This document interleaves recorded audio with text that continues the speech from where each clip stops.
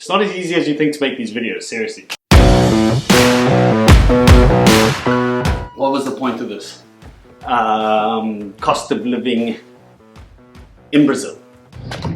I need to draw money, so borrowed the neighbor's bike and about a 15-minute cycle to find the nearest ATM that'll accept my international card. Come with me. I'm going to provide you with a breakdown of how much it costs us to live each month. We have had months that have been more expensive than this, and we've also had months that have been cheaper than this. So we've taken an average and we've broken it down as somebody who kind of lives there, but is also still a tourist. I'll break it down for you. If you're somebody who doesn't want to hear all the details about where we spent our money and how we shop, hit that like button, because I'm going to give you the answer right now so that you can switch off this video if you want. For one couple, for 1 month, in Brazil, not a backpacker, not an expat, sort of middle class living, staying in nice Airbnbs, we spend $2,000 a month. Now, that cost does include a few once-off payments which are quite unique to us, so you may not have to include them in your breakdown. Maybe just listen a little bit further so that you can see where we spend the money and you can take out those costs that are not necessary for you. This $2,000 does not include our flight and it does not include our travel insurance, but I'll give you those breakdowns just in case they come in handy. Travel insurance, we ended up settling for a company called Safety Wings, and that costs us $80 per month, and they cover COVID related illnesses just the same as any other illness. That was handy. That was new for me personally. Never had to worry about that when traveling. I'm sure most of you too. Also, I don't think we were supposed to travel during Corona, but thank God we did.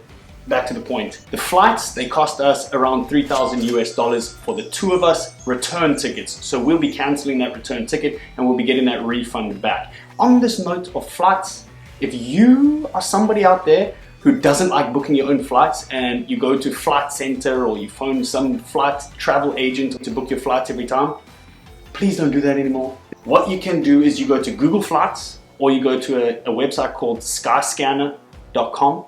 I think it's .com. Anyway, I'll put it on the screen once I've double checked that. And you can have a look at all of the cheapest flights from the different airlines. But don't book from Google Flights and don't book from Skyscanner because they will take you invariably to a middleman. Have a look at which company or which airline is offering that cheapest flight and then go directly to that airline's website and book the same exact flight. The reason why you mustn't get caught by that middleman is because in situations like this, when you want to change and amend bookings, you don't deal with the terms and conditions of the airline, you deal with the terms and conditions of that middleman.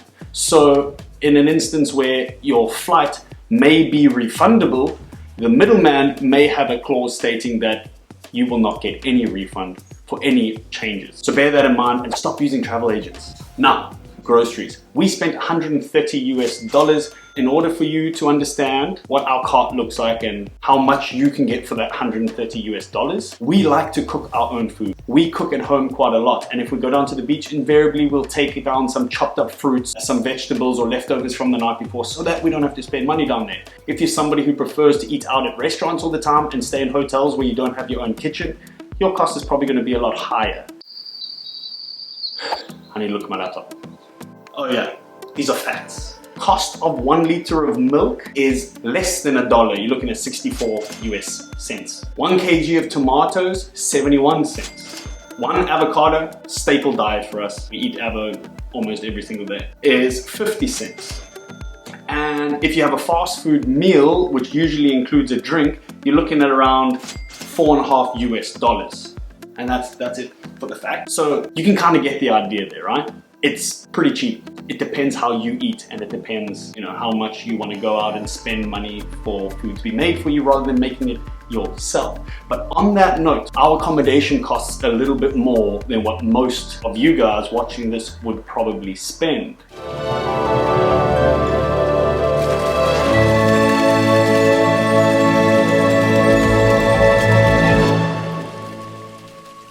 Our accommodation on average is costing us around $890 for the month. I know, it is quite expensive. But Monya requires enough space and a concrete ceiling for her to install her pole so that she can do her pole dancing lessons and whatever client she has on Zoom. Next exercise.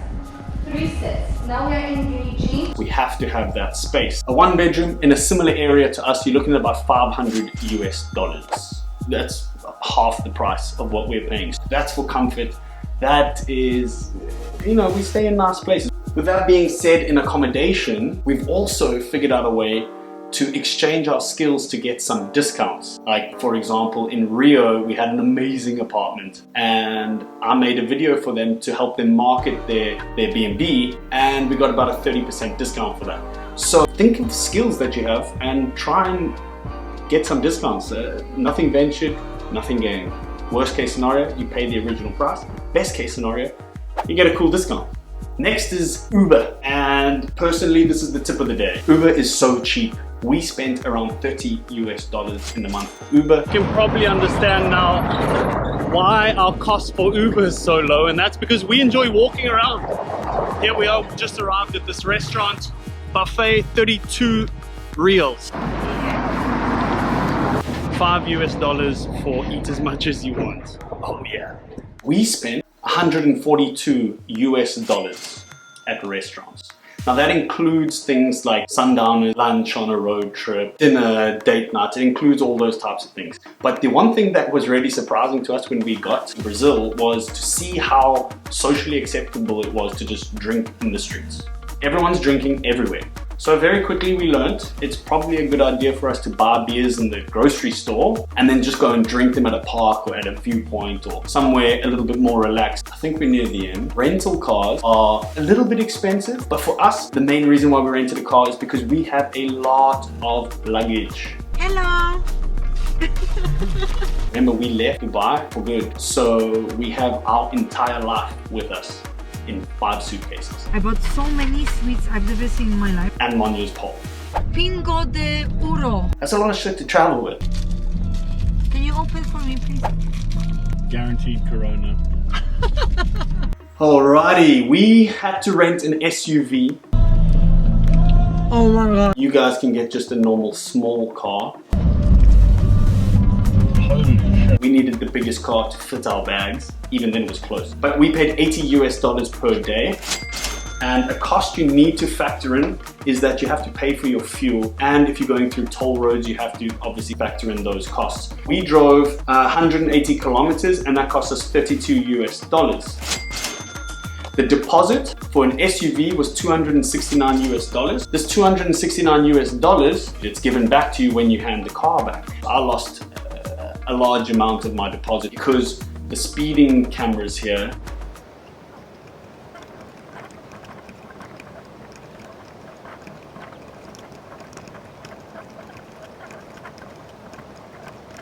are set at like 40 k's an hour on a highway, like a very, very busy highway.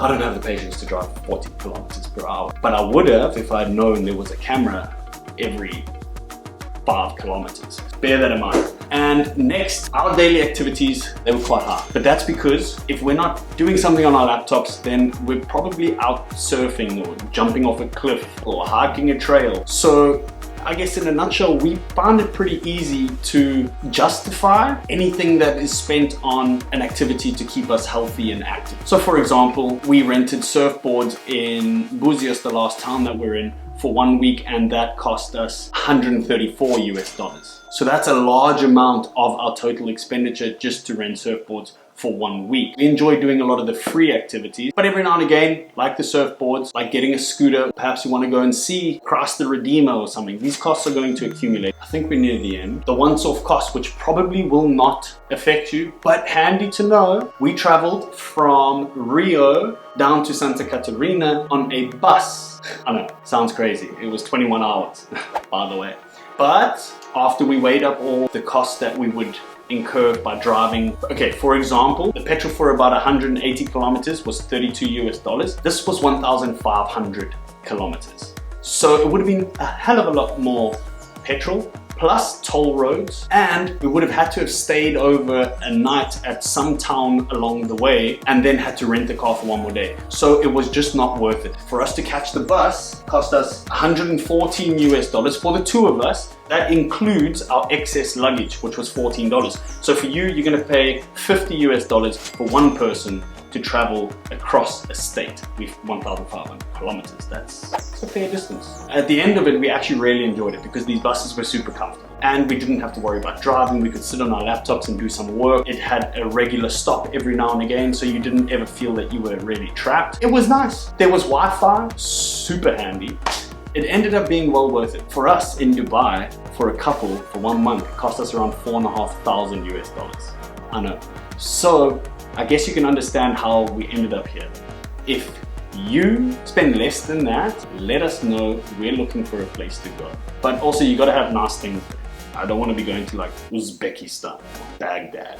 We don't want to go to those places. So Brazil meets the requirement where, you know, the cost of living meets the beauty and the nature and the freedom with a slight hint of fear and danger. Anyway, if you enjoyed this video, if you think it's handy, if you can learn something from this information, hit the subscribe button, hit the like button. Yeah, see you soon.